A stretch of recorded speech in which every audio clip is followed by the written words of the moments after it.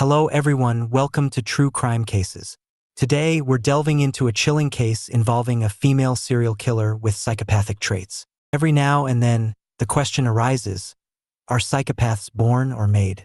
This debate is particularly relevant when considering the case of Joanna Dennehy. Born in 1983 in St. Albans, England, Joanna grew up with loving and supportive parents. Her mother worked as a shop assistant, and her father was employed in security. Together, they created a happy and stable environment for Joanna, who was notably sensitive as a child. Her mother later recalled how deeply sensitive Joanna was, saying that she would be very upset if she accidentally stepped on a worm, even taking them to bed with her to keep them safe. Joanna was described as a loving child.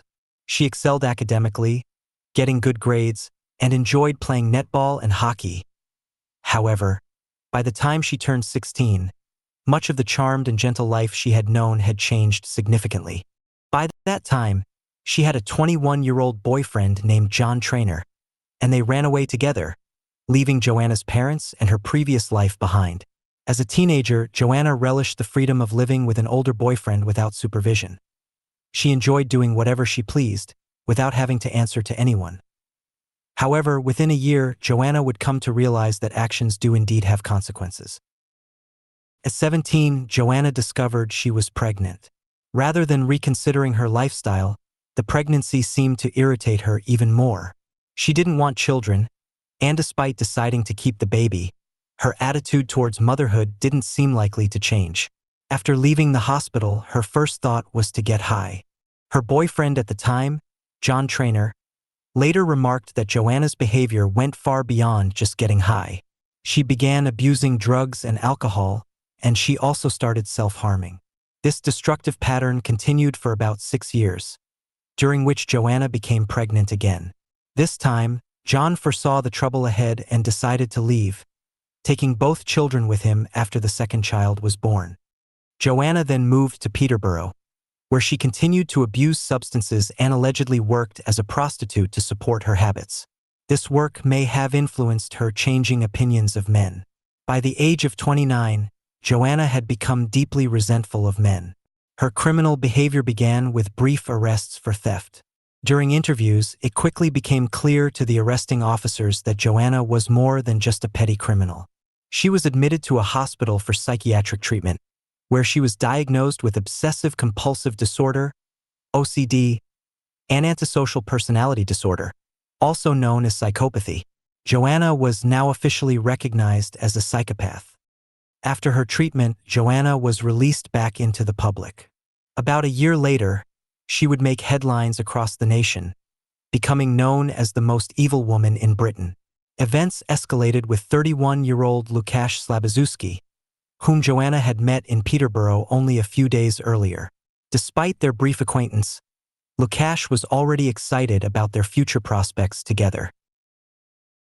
He told his friends he was going to see a girl he hoped would soon become his girlfriend. Sadly for Łukasz, he couldn't have been more wrong. Joanna and Łukasz spent the night drinking before she invited him to a home owned by her landlord. There, she enticed Łukasz and asked him to put on a blindfold. Eagerly, he agreed, but once the blindfold was on, Joanna pulled out a knife and began stabbing him. One of those stab wounds pierced Łukasz's heart, killing him. Joanna hid his body in a dumpster and continued with her evening as if nothing had happened. However, she could never undo what she had done. The act of killing Łukasz awakened something inside her that she couldn't contain. Joanna knew she wanted to kill again, and she lasted only 10 days before giving in to that urge. This time, Joanna targeted someone much closer to her own life. For her, part of the thrill was the hunt, the process of drawing in and enticing her victims. Targeting women was not an option for her. She believed they were likely mothers, and she wanted to avoid taking mothers away from their children. So it was men she focused in. 56-year-old John Chapman, one of Joanna's housemates, fit the bill perfectly. Joanna flirted and seduced him, eventually luring him into her room. Once in her room, Joanna toyed with John before turning to her familiar method. She told him to put on a blindfold and wait. Once he couldn't see her coming, she began stabbing him. While this murder satisfied her immediate urges, it only fueled her desire further. Just hours later, Joanna was already seeking her next fix and found 48-year-old Kevin Lee. Kevin was actually Joanna's landlord, and he had no idea what awaited him. Joanna had already ensnared him.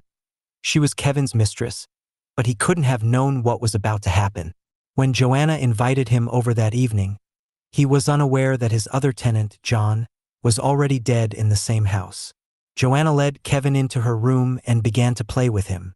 She persuaded him to put on a black sequin dress and then asked him to put on a blindfold. Like the others before him, Kevin never saw Joanna reaching for her knife. Joanna stabbed Kevin to death and then turned her attention to disposing of the evidence. The first challenge was getting rid of the bodies piling up around her. To tackle this, she used some unexpected methods. Shortly after moving to Peterborough years earlier, Joanna had met a man named Gary Richards, who went by the nickname Stretch. Joanna reached out to Stretch, asking him to help her remove and dispose of the remains of the men she had just killed. And maybe one of the most bizarre twists and turns of the case, Stretch agreed. Stretch had fallen for Joanna all those years ago, and it looked like he simply couldn't do enough for her. Along that same vein was 36-year-old Leslie Layton, who was someone that Joanna counted on as a close friend. Certainly they would seem close enough to ask for help at a time of crisis. Joanna managed to convince two people to help her dispose of the bodies, and the three of them drove around the roads of Peterborough, searching for ditches where they could hide the remains. Joanna knew that Kevin's body would stand out among the bodies left on the side of the road. The sequin dress was just the beginning. His remains were arranged in a sexually explicit pose, further emphasizing the humiliation. With her victim count now at 3, Joanna had a cold and cruel plan in mind. Joanna was now set on killing at least 9 men before she was caught, and the pressure was mounting. Her ability to resist her urges had diminished from 10 days to just a few hours, and time was running out.